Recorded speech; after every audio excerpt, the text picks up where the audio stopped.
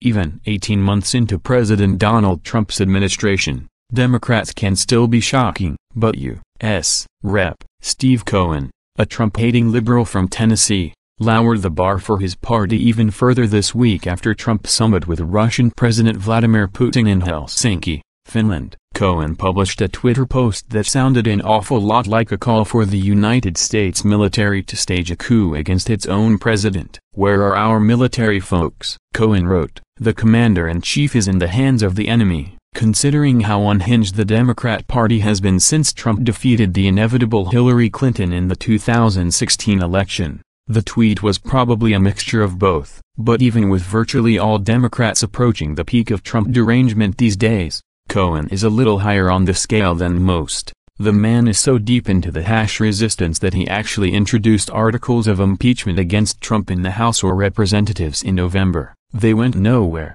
of course. Just last week, he used his position on the House Oversight and Government Reform Committee to tell anti-Trump FBI agent Peter Strzok, a man whose loyalties to the Constitution are at the least questionable, that Strzok deserved a Purple Heart for handling questions from Congress during a committee hearing last week. Cohen eventually told CNN he regretted his language, which many veterans and others felt was disrespectful of a military award meant for those who have been wounded in the defense of their country. But the damage was done. And the Twitter responses to Cohen's seeming call for a coup didn't let him forget it. Calls on the military to stop at real Donald Trump because he ain't bad enough to do it himself. At U.S. Army, at U.S. Navy, at USMC, at U.S. Air Force, at Black and Blonde M.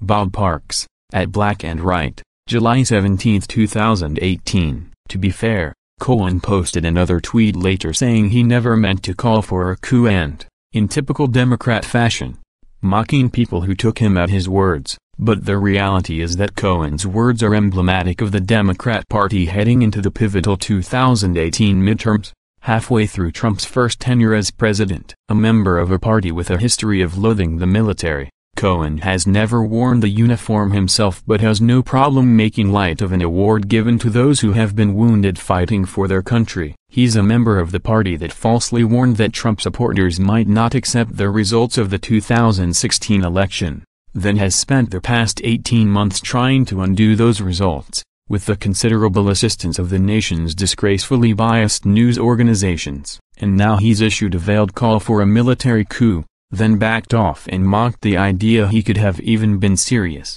But it doesn't matter whether he was speaking seriously. What matters is how well he symbolizes the ignorance and arrogance of the Democrat Party in 2018. Even 18 months into the Trump administration, it's still shocking